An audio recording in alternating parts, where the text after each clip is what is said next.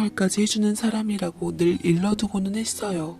6살 아들은 이미 별이 되어버린 사랑했던 그의 똘똘한 두뇌를 닮아서 금방 이해하고 제게 엄빠라는 이름으로 씩씩하게 부르는 아들이 참 대견스럽더군요. 눈에 넣어도 아프지 않을 내 자식의 아빠는 제가 사랑하고 존경했던 친구였습니다. 저는 미국에서 초등학교, 중학교를 다닌 후 고등학교 때 한국으로 전학을 오게 되었는데 그곳에서 짝꿍이었던 제 사람을 만나게 되었습니다. 우리 반 반장이었던 그 녀석은 짧은 머리에 안경을 낀 딱 봐도 모범생이었지만 공부할 땐 공부하고 놀 땐 잘 노는 멋진 아이더라고요. 제가 한국에 온 지 얼마 안 돼서 서투른 한국 발음으로 얘기를 하니 곁에서 천천히 알려주었습니다. 친구들은 영어 발음이 섞인 한국어를 막 흉내내면서 절 놀리는데 창피해서 말을 안 하려는 제게 친구는 절 다독여주며 본인이 갖고 있는 이어폰을 끼워주더군요. 내가 제일 좋아하는 노래야. 들으면 마음이 편해질 거야. 아무 소리도 듣지 말고 음악만 집중해서 들어봐. 라며 제게 자신이 좋아한다던 클래식 음악을 들려주었는데 그의 배려에 눈물 날 정도로 고맙더군요. 저는 그 아이와 친구로서 좋은 사이로 지냈고 학년이 바뀌어도 집이 서로 멀지 않았기에 잦은 왕래를 하며 부모님들도 서로 알고 지내게 되었어요. 장래희망이 인권 변호사라 했던 내 멋진 친구는 제게 손 내밀며 같은 대학교에 가자고 약속했죠.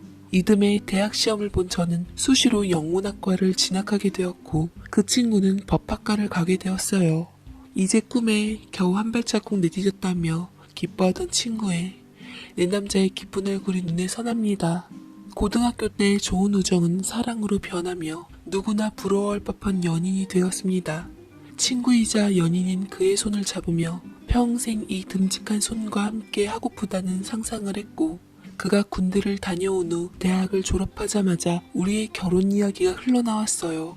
서로를 사랑하고 아꼈던 우리는 양가 부모님의 허락만을 기다렸지만 예비 시아버지가 어디서 저와 그의 궁합을 봤는지 노한 기운을 띠시더군요. 내가 혹시 몰라서 둘이 궁합을 봤는데 영 둘이 맞질 않는다는구나. 네가 내 아들 잡을 팔자라고 하던데 아무리 미진이라고 쳐도 굳이 나쁜 것을 알고도 할 필요는 없잖니. 어차피 고시 공부해야 하는 녀석 앞길 망치지 말고 너도 좋은 사람 찾아보거라. 라고 이런지하로 절 며느리로 받아들이지 못하시겠다는데 집에 돌아와 이불을 뒤집어 쓰고 얼마나 울었는지 모릅니다. 상심에 휩싸인 저는 그와 헤어져야 한다는 절망감에 정신을 차리기 힘들었어요. 밖에는 저를 걱정한 그가 와 있었고 엄마는 그를 제 방에 들여놓은 후 뒷일을 맡겼습니다. 그는 저를 안아주며 차분하게 얘기를 하더라고요. 나 반드시 고시 패스해서 보란듯 너와 결혼할 거야. 아직은 나도 준비가 안 되어 있어서 널 행복하게 해줄 수 없어. 그러니 조금만 기다려줘. 내가 얼마나 널 지키고 싶은지 알지?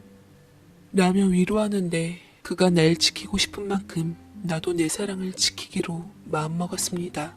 저는 졸업 후 영어 강사를 하며 적지 않은 돈을 벌었고 그 돈은 온전히 고시원에 있던 남자친구를 위해 썼어요. 예비시댁에서는 제가 벌어준 돈으로 그의 뒷바라지를 하는 것을 보고는 차츰 마음을 돌리는 듯 하더라고요. 사실 고시 공부가 하루아침에 끝날 것도 아니고 언제까지 이어질지 모르는 와중에서 한 살 한 살 나이만 먹는 아들이 불안했는지 시아버지는 어느 날 절 불렀습니다. 세월이 지남에 따라 나쁜 궁합이 나아질 수도 있다 하니 니들이 정 죽고 못 살 것 같으면 결혼하거라. 뛸 듯이 기뻤지만 막상 예비시댁이 허락하니 이제는 저희 부모님께서 이미 자리 잡은 딸을 고시 공부나 하는 불투명한 미래를 가진 남자에게 참아주기 아까웠는지 반대를 하셨지만 그때도 그 친구가 나서서 저희 부모님을 진득하게 설득한 결과 우리는 드디어 양가 부모님께 결혼 허락을 받게 되었습니다. 그렇지만 시아버지는 상견례 때 와서 딴 말씀을 하시더군요. 일단 식만 올리고 혼인신고는 좀 뒤로 미루거라. 괜히 가장이라는 부담감을 짊어지게 하고 싶지 않구나. 행여나 고시 공부하는 우리 아들 부담스럽지 않게 내조 잘하고 네가 돈 벌어서 우리 아들 뒷바라지 해주는 조건으로 결혼 허락한 거다. 그 전에 괜히 아이 생기지 않게 조심하고. 라며 단도직입적으로 얘기를 하시는데 모든 게 제게 불리한 조건이었지만 남편을 사랑했던 저는 알겠다고. 제 남편이 원하는 큰 뜻을 이룰 때까지는 무조건 뒷바라지하고 아이는 추후로 미루기로 약속했습니다. 친정엄마는 이런 멍멍이 같은 조건이 어딨냐고 반발하셨지만 저는 손에 이런 거 따지기 전에 허락을 맡은 것만으로도 마음을 놓았습니다. 우리는 가까운 지인만을 모시고 성당에서 작은 결혼식을 올렸고 혼인신고는 하지 않았습니다. 저는 영어 강사로 돈 번 걸로 아낌없이 남편의 고시 뒷바라지를 했고 우리는 주말 부부도 아닌 달 부부였어요. 한 달에 한두 번밖에 만나질 못했는데 그것도 시아버지가 쌍짓불을 켜고 감시를 하는 바람에 우리는 그것마저 몰래 만나야 했습니다. 사이에 친정 부모님께선 미국으로 돌아가셔서 힘든 내색을 받아줄 사람도 없어지니 더 지치더라고요.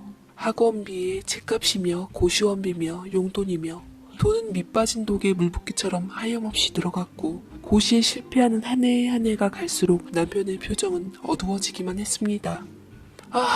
끝이 없는 뒷바라지에 왜 시댁 식구들이 내게 그 일을 떠넘긴 줄 알겠더라고요. 결국 돌아오는 추석 때 남편은 모두가 있는 앞에서 폭탄 선언을 하고야 말았습니다. 저 이제 그만하겠습니다. 아내에게도 못할 짓 같고 전 재능이 없어요. 바로 취업해서 이제 가장 노릇을 하겠습니다. 라며 얘기를 하자 온 집안이 발칵 뒤집혀졌죠.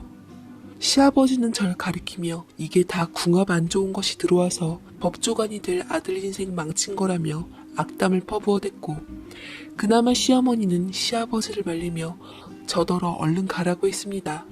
속내가 쓰리는 가운데 남편은 절 데리고 나와서 미안하다며 굳은 결심을 비쳤습니다. 나 당분간은 우리 집에 안 가려고.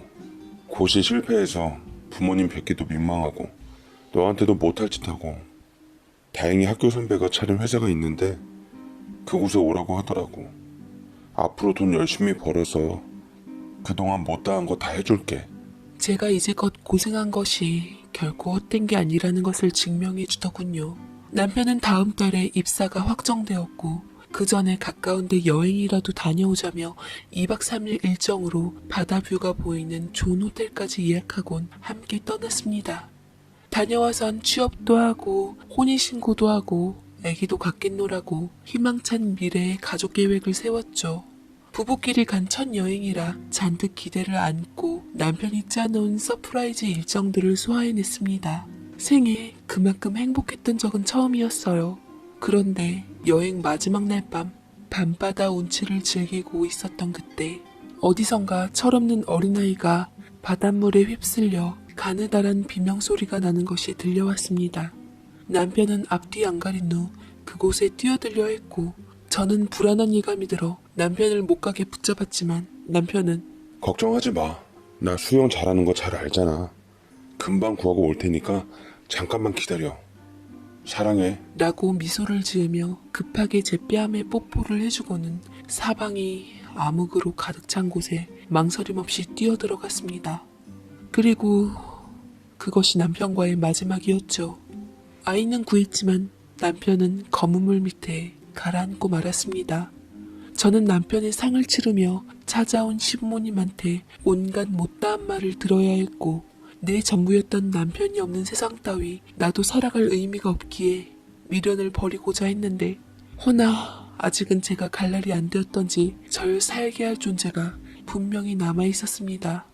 바로 제 뱃속에 말이죠.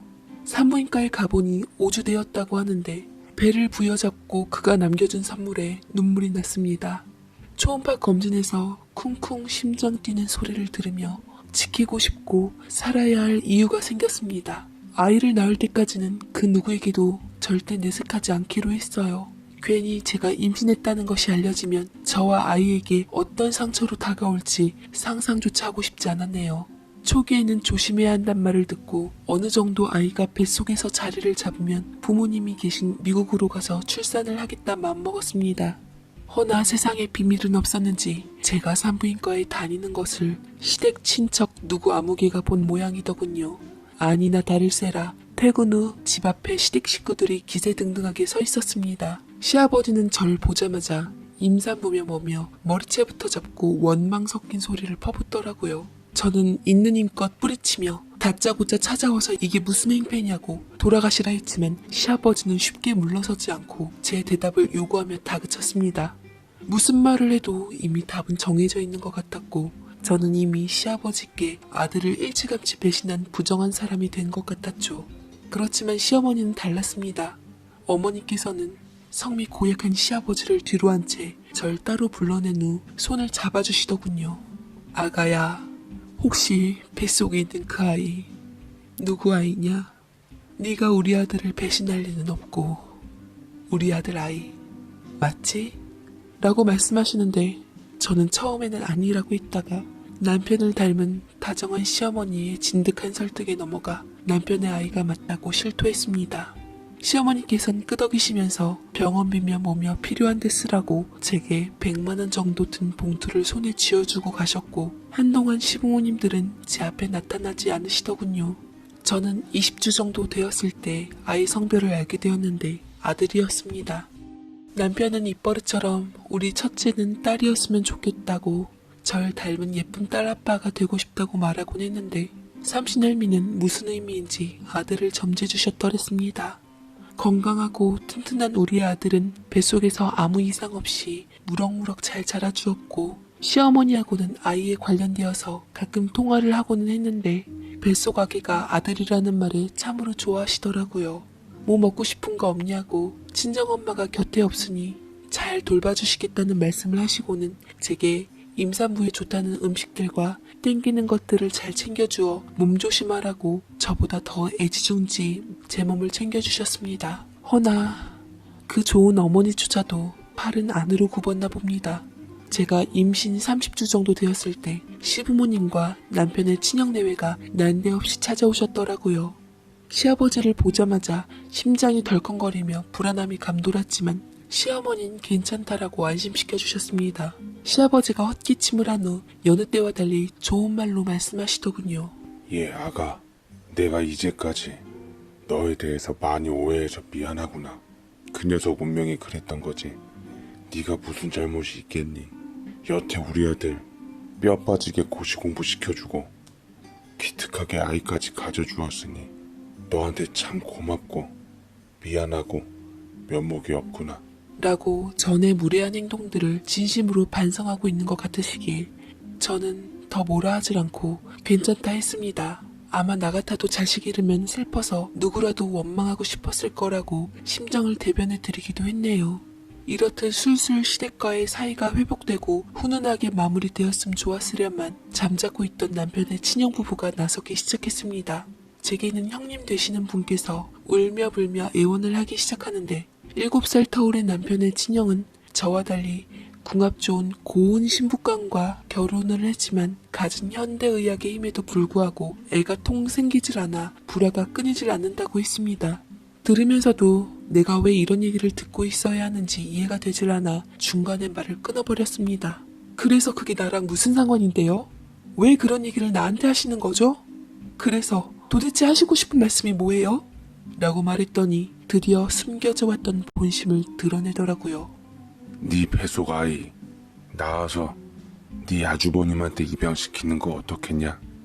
어차피 너 우리 아들이랑 혼인신고도 안 되어 있고 애기 낳아봤자 아빠 없이 자랄 텐데 내 손주가 힘들게 자라는 꼴 못 본다. 너 역시 마음 잡고 새 출발해야 하지 않겠냐? 우리한테 주면 우리 애들이 잘 기를 거다. 당신들한테 주면 잘 기른다고요? 이 아이는 제 아이입니다. 당신들하고